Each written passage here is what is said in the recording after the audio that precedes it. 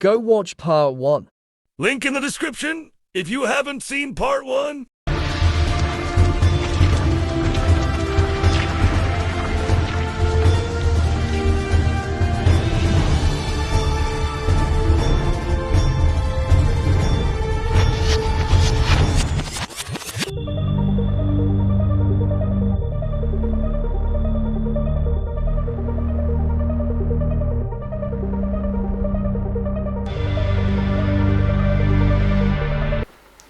Coming in at number 12, we got Now You See Me, Now You Don't.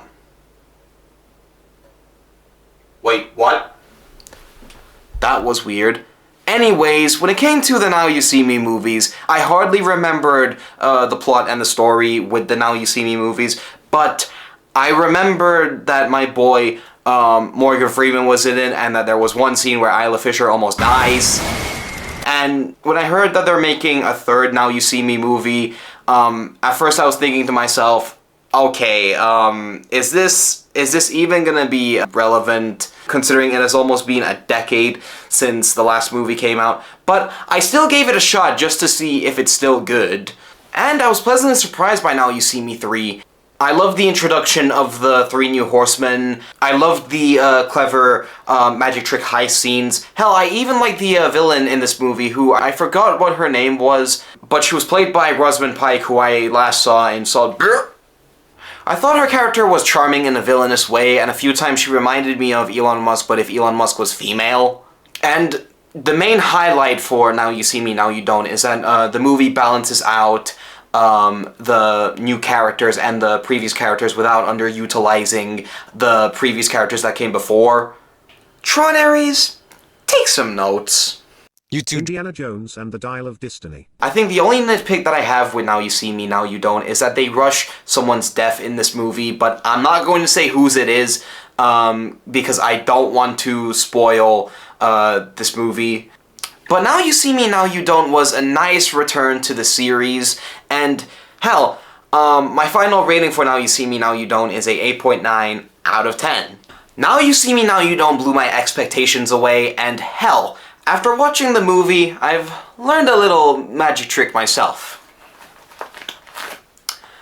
I can make this card fly into number 11. Watch.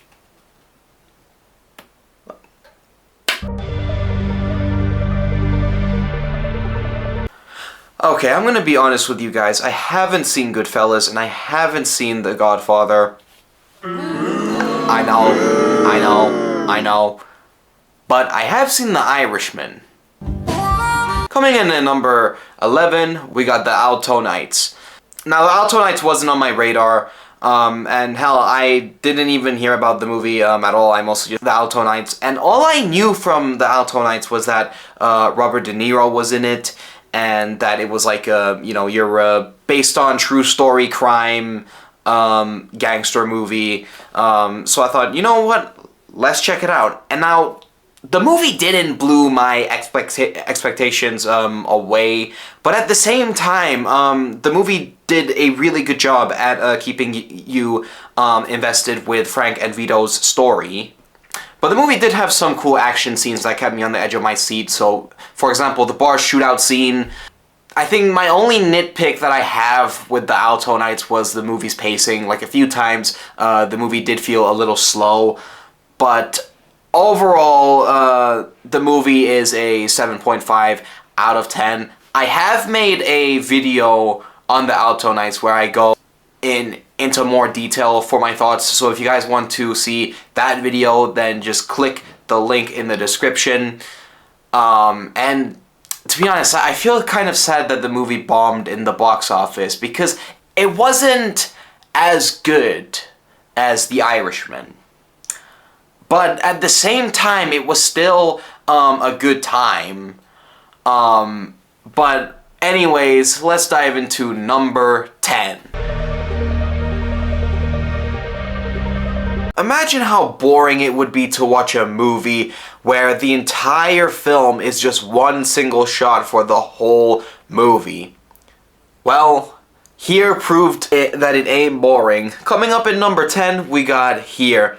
Now, I know that this movie was released in 2024 alongside these other movies, which I'm going to be talking about later on in the lists, but I live in the UK, and this movie came out in January of 2025, so it still counts as a 2025 movie. Now, I had some doubts with here. At first I thought it was going to be mid, especially because like I said, it's just one shot. At the same time, I was intrigued, especially since Robert Zemeckis, aka the genius behind Forrest Gump and Back to the Future, directed this movie. So I thought, you know what? Let's give it a shot. And I'm just gonna say, here was very beautiful and interesting at the same time. I liked how the movie was jumping through different points in history with the house and it being just one land. And also, I thought that the movie was also very heartwarming as well.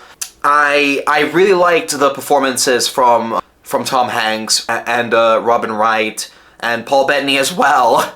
And I did find it kind of weird how Paul Bettany was playing the father of Tom Hanks in this movie, but Tom Hanks is older than Paul Bettany. But anyways, I thought the de-aging in this movie was also pretty cool as well, but at the same time, it was quite uncanny seeing young Tom Hanks and young Robin Wright in this movie, but luckily they didn't make the faces as plasticky compared to the de-aging from Tron Legacy. I think my only nitpick for here is that the first 10 minutes is literally just a laptop screensaver with boxes. But overall, here is another 7.5 out of 10. Here felt like if I was watching a theater play, but from a screen. I thought this was a very heartwarming movie, and at the same time it was also interesting as well. And yes, Robert Zemeckis can still cook. So yeah, and I am sad how this movie also bombed in the box office. Talk about a lack of marketing, but anyways, on to number 9.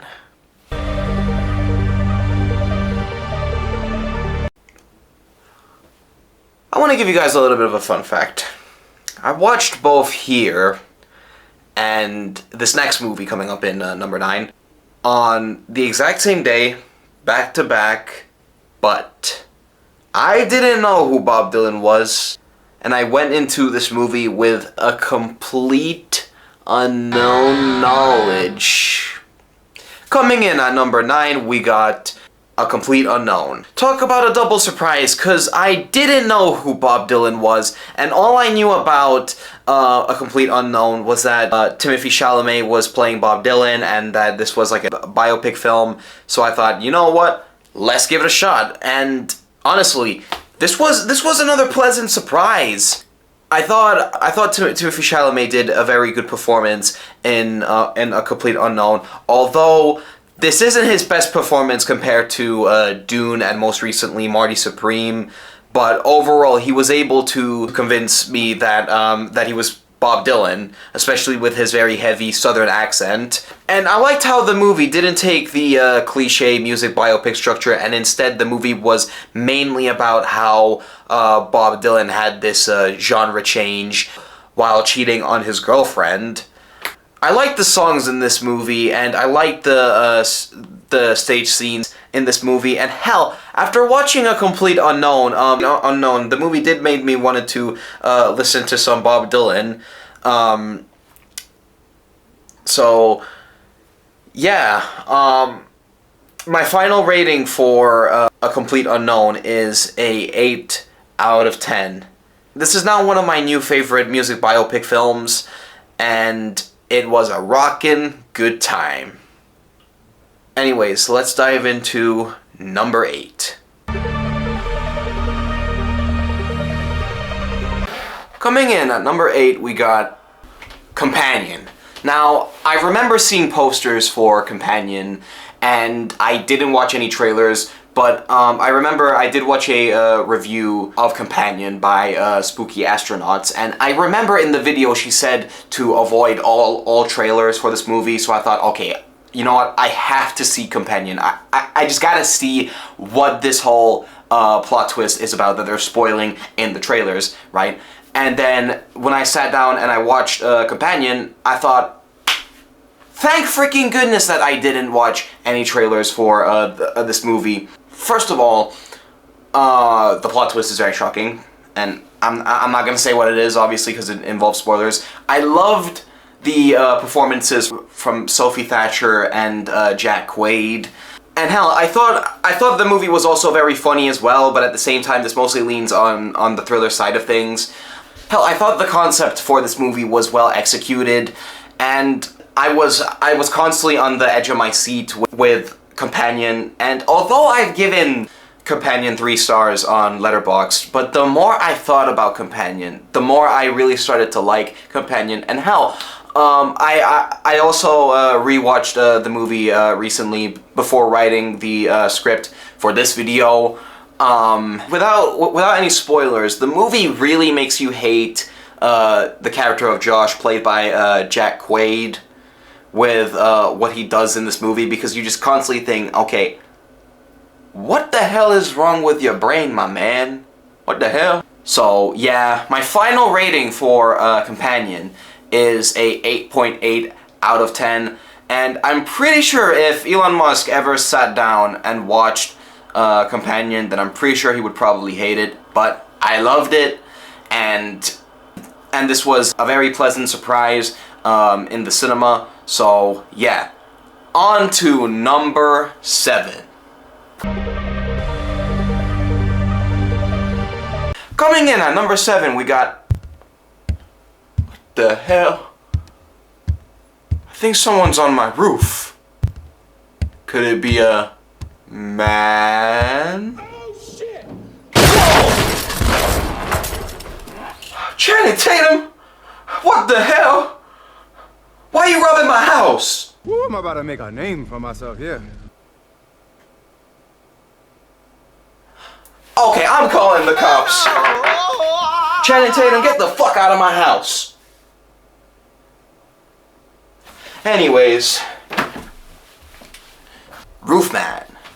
Now, I remember seeing trailers for Roofman, and I was really intrigued with the premise of a guy that escapes prison and hides out in a local Toys R Us and tries to rebuild his life. At first I thought that this movie was going to be okay, but what I didn't expect, this movie really makes you relate to Channing Tatum's character of Jeffrey Manchester. Although in this movie he's a criminal, and at the back of your mind you just keep on thinking to yourself, okay, this man could have lived a normal life if he didn't go into this life of crime. But at the same time, you really get to root for the character of Jeffrey Manchester. So yeah, and I really like the performances from Kristen Dunst and Peter Dinklage and everyone else's performance in this movie. I also thought that the movie was very funny at times, but at the same time, the movie does get a lot more grounded. But at the same time, the movie does a really good job of balancing out the humor and the serious parts of the film. And not just that, but it was really nice to see Toys R Us in this movie, especially because Toys R Us was my childhood store, and I was very heartbroken when they closed it down, but luckily it's still open in some places. But yeah, my final rating for Roofman is a 9 out of 10. Honestly, I didn't expect that I was really going to like The Roofman, and hell, I was really shocked that this movie was based off of a true story, because the shit which goes down in this movie is quite crazy. I thought that The Roofman was going to be average, but no, I really loved it. So yeah, on to number 6. Man, it's interesting how Jason Statham went from an Olympic diver to a working man. Coming in at number 6, we got A Working Man. It's interesting how we got 2 man movies. on this list. But anyways, well, just like with Roofman, I only saw one trailer for A Working Man, and at first I thought this was going to be a Taken knockoff movie, especially with the whole concept of a girl getting kidnapped by this gang, and meanwhile it's up to this one man to beat up those people and to bring back the girl to her family and shit. But then when I watched the movie, I was completely surprised by it, because not only it was a lot different, especially with Jason Statham's character being a simple construction worker, but before a construction worker he was a hitman. I really liked the action in this movie, and I liked how Jason Statham intimidates the other people who may know information about the kidnapped girl. Like, for example, this scene. I was really surprised that this movie was directed by David Ayer, because most of the time this movie mostly felt like a Antoine Fuqua movie, and hell, it did have some similarities to the Equalizer films. But not just that, but the last movie which I watched from David Ayer was the 2016 Suicide Squad, and we all know how that turned out, but I felt like I saw David Ayer's vision with this movie. My only nitpick that I have with A Working Man was that with some of the action scenes, there was way too many cuts in this movie, but overall, the movie kept me invested, and it made me root for Jason Statham's character in this movie, and I just liked how this was just a simple kick-ass action movie with Jason Statham. So yeah, my final rating for A Working Man is another 8.8 out of 10. I thought this was just a simply fun, kick-ass Jason Statham action movie. And fun fact, I watched A Working Man on the release day of a Minecraft movie, and what's interesting is that both movies involve builders, but it's very obvious which one is the better movie. It's this one. It's A Working Man. So, anyways, let's dive into number 5. Okay, now I know that I've talked crap about the Marvel Disney Plus shows in my last video with Marvel Zombies, but in the movie side of things, it was going a lot better. Coming in at number 5, we got Thunderbolts. Now, first I thought the Thunderbolts was going to be average when it was announced, especially because almost a fraction of the roster was characters who I barely gave two shits about. But then when I watched the trailers for this movie and just hearing the good reviews, I thought, you know what? Let's give it a shot. Let's just see if this movie is good. And hell, this movie took me by surprise, because not only this movie made me care about characters like Yelena Belova, Red Guardian, and Joel Walker, aka Fake Captain America. I liked how the movie leaned heavily on mental health, and it really made these characters a lot more relatable. But not just that. I really felt like this standalone story was missing in the MCU, where it wasn't trying to build up to another Avengers movie. Well, it still does with the post-credit scene, but at the same time, the rest of the movie is just focused primarily on these characters, and they don't repeatedly mention like events which happened in the previous show or a previous movie.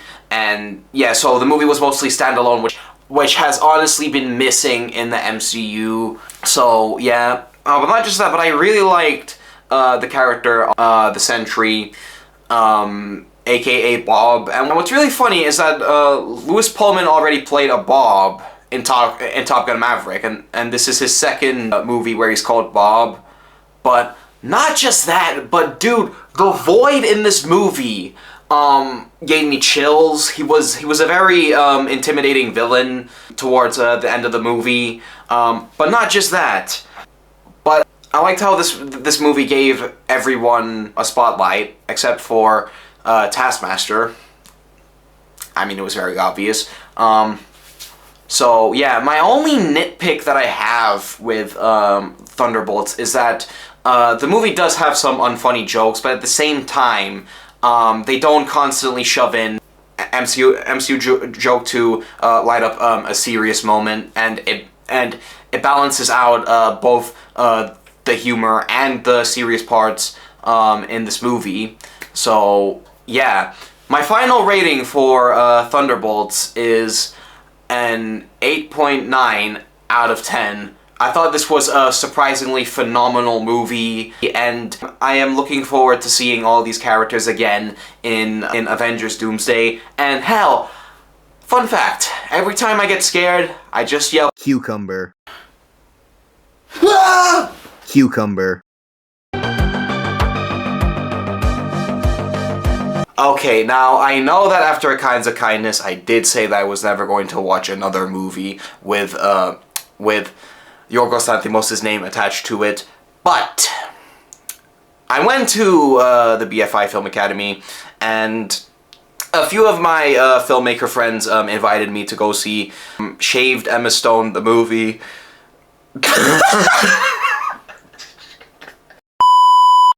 So I thought, you know what, let's give it a shot. And yes, it's very obvious that the movie is Begonia! Or Bugania, or whatever the hell this movie is called. Before diving into Begonia, I already had my doubts. I instantly thought that I was going to hate it because, you know, it's a Yorgos Lanthimos and whatever. But shockingly, the movie kept me invested, actually, and I didn't expect that I was going to be this intrigued with Begonia from beginning to end. But not just that, but I liked the performances from Emma Stone, Jesse Plemons, and Aidan Delbis. But not just that, but the movie is shockingly very gory as well. But at the same time, it was funny. Overall, it was a very weird movie. But not just that, but the movie kept me guessing of who's in the right or who's in the wrong. Like, could she be an alien? Could all people with hair be aliens? Oh shit! Aside from the gore, the movie does get very serious and disturbing at times. And yeah, I remember after me and my filmmaker friends finished watching the movie, we were completely scarred for life, and hell, we couldn't even say anything aside from, "What the fuck was that?" Because, yeah, there is a lot going on in Begonia, and what's weird is that, strangely, I don't have any nitpicks with Begonia. But not just that, but I really liked the cinematography and some of the camera movements and dolly movements in this movie, and I liked how it got very experimental with its camera shots. So yeah, and overall, my final rating for Begonia is another 8.9 out of 10. And after watching Begonia, I can't look at bald people the same anymore. So yeah, Begonia took me by surprise, and to be honest, I feel like this is the only Yorgos Lanthimos movie that I've actually semi-enjoyed, but I am definitely not gonna give this a rewatch. But this was a really good time, and hell, I highly recommend watching this movie with friends. Like, just get a group of friends, right? Sit down, watch Begonia, and don't make them traumatized. Or yeah. Anyways, on to number 3. Last year, Alex Garland gave us Civil War. This year, he gave us Warfare. Now, with Warfare, I was instantly intrigued when I saw the trailer for Warfare, and when I found out that Alex Garland was directing it, so I thought, you know what, let's check this out. And at first, I thought it was going to be as intense as Civil War, but Civil War was just fiction. Warfare was legit based off of an actual war. And not just that, but while I was watching Warfare, it felt like if I was there with these soldiers. But not just that, but this movie really puts you into the whole shootouts and the carnage that unfolds in war. And hell, although the movie does have a really slow beginning, but the more the movie went on, the more brutal the movie got. The performances in Warfare was really good, but at the same time it was also very disturbingly convincing. Especially because Will Poulter was in this movie, right? And I didn't see him once as Adam Warlock. No, instead I saw him as a soldier just trying to protect his comrades and just get the job done. But yeah, there was one part of Warfare that almost made me want to walk out. But I kept my big boy pants on, just stuck around through this movie. And yeah, if you have PTSD, then I don't recommend watching Warfare, because this movie is very brutal. And I remember when I walked out of Warfare, and when I tried to review the movie on the Letterboxd, at first I was thinking of giving Warfare like 4 stars or 5 stars, but at the same time, I thought about how this movie was meant to be like a reflection of how war actually goes down, and how violent and awful and just straight up miserable war is.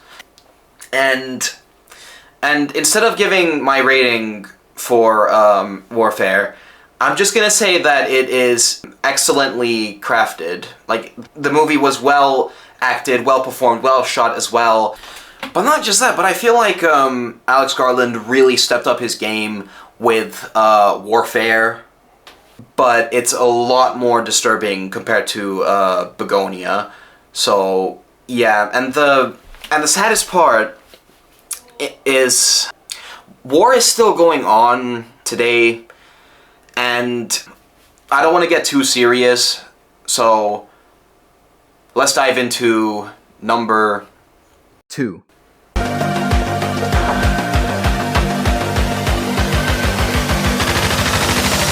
Okay, now coming in number 2, we got the most popular movie from last year, and that is K-pop Demon Hunters.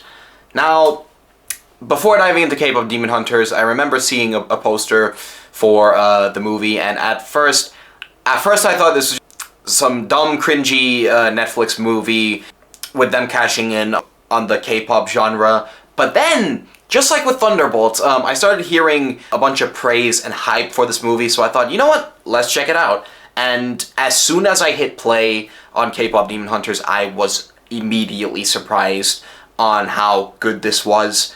I loved the world building in this movie, but not just that, but I really loved all 3 characters, all 3 hunters in this movie, but not just that, but the animation was absolutely amazing. It wasn't as top tier or spectacular compared to something like Spider-Verse, but at the same time, it was really nice to look at, especially with its fight scenes. I think the best fight scenes in this movie probably has to be the opening plane fight scene in the beginning, and the bathhouse fight during the middle portion of the movie. And hell, the songs are also surprisingly good, but they got really annoying once every radio station started overplaying the songs. And hell, to all radio stations, can you guys please stop blasting Golden in every freaking radio station? Like, I keep hearing that song everywhere I go. I mean, it was good when I listened to it at first, right? But then, the more I started listening to that damn song, the more I got sick of it. But outside of that, K-pop Demon Hunters really took me by surprise with how entertaining it was and how well written it was. But I think the only few nitpicks that I have with K-pop Demon Hunters is a few unanswered questions concerning the plot. And now I'm not going to say what it is, but I'm pretty sure you guys probably already know, considering everyone and their grandmother has seen this movie. But not just that, but at times the animation did look a bit plasticky at times. But yeah, that's my nitpicks for K-pop Demon Hunters. Just that, but I found the character of Rumi to be very relatable, especially with her trying to hide secrets from her friends, mainly just so that she doesn't get killed by them, or they'll just completely, you know, avoid her for good, which makes sense considering, you know. But yeah, overall, K-pop Demon Hunters was a very unexpected surprise, and I have done a video on K-pop Demon Hunters, which you can click over here, and the movie is still a 9.3 out of 10, and I can't wait to see the sequel for this movie. And hell, speaking of, let me check when that sequel's coming out. 2029? I'll be 9 plus 10 by the time this comes out. 21? You stupid. Anyways, let's dive into number 1, aka the bigger surprise, ladies and gentlemen.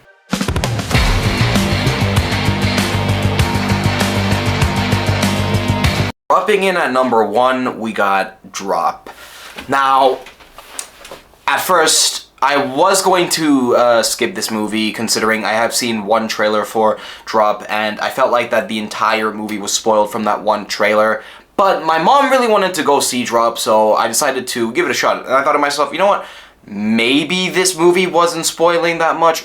Maybe the trailer wasn't spoiling that much of the plot. Maybe this could be hiding some kind of bigger plot or bigger twist in this movie. So I thought, you know what? Let's give it a shot. And honestly, this movie kept me on the edge of my seat from beginning to end. Not only the movie keeps you guessing and just thinking, okay, how the hell is this woman going to get through all of this mess? Considering the movie is basically about this woman played by Megan Faye.